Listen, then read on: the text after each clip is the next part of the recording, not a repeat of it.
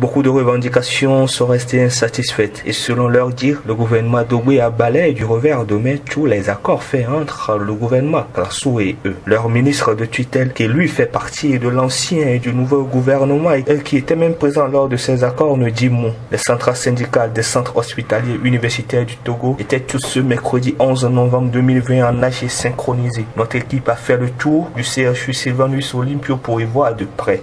Écoutons M. Paul Sokomba, chargé à la formation syndicale du CHU Sylvanus Olympio au sein du SYNFOT. Cette assemblée générale qui est tenue ici ce matin au CHU Sylvanus Olympio fait suite tout simplement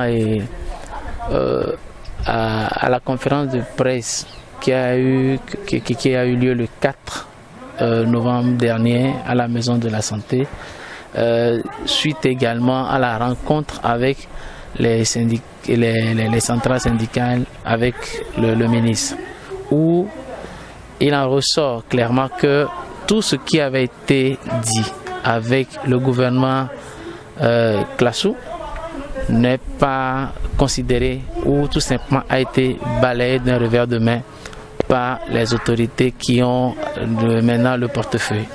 Et nous avons vu que c'est quand même de mauvaise foi, vu que notre ministre, le ministre de la Santé, le professeur Midiawa, qui est toujours là, était là dans cette discussion et jusqu'à ce jour, on nous veut nous faire comprendre que tout ce qui avait été dit n'est pas vrai. Et donc je crois que c'est ça qui fait cette indignation et il a été décidé que nous puissions nous retrouver en assemblée générale. Nous sommes dans un d'état d'urgence sanitaire, nous le savons, et donc nous avons décidé d'aller en assemblée générale synchronisée pour réfléchir sur nos problèmes, nos situations et prendre des décisions qui s'imposent afin que nos droits soient vraiment dits. Au jour d'aujourd'hui, nous réclamons tout simplement qu'on nous dise le taux qui nous verse les primes Covid-19, qui vous souvient à l'esprit que même le professeur Djibril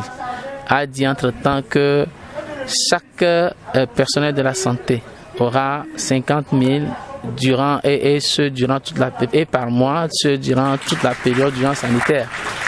Cette déclaration qui a été faite est bien saluée aujourd'hui. On fait comprendre que cela n'a jamais existé et que ce n'est pas ce qui a été dit.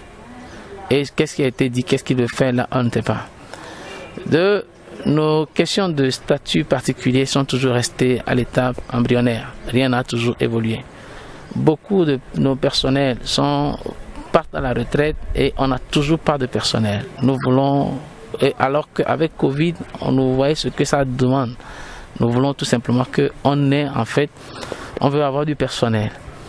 Et également, on nous parle de l'assurance vie. Et cette assurance vie, rien n'est concrétisé là-dessus. C'est toujours à l'état embryonnaire.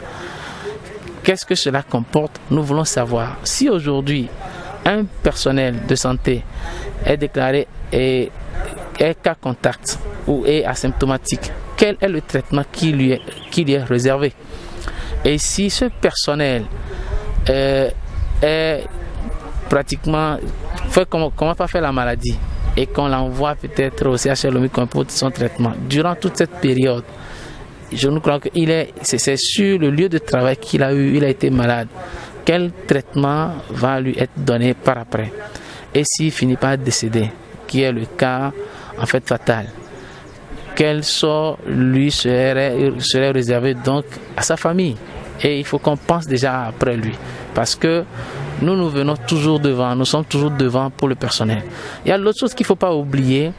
Jusqu'à ce jour, on l'a dit tantôt, on nous a déclaré que le pays est doté des épis.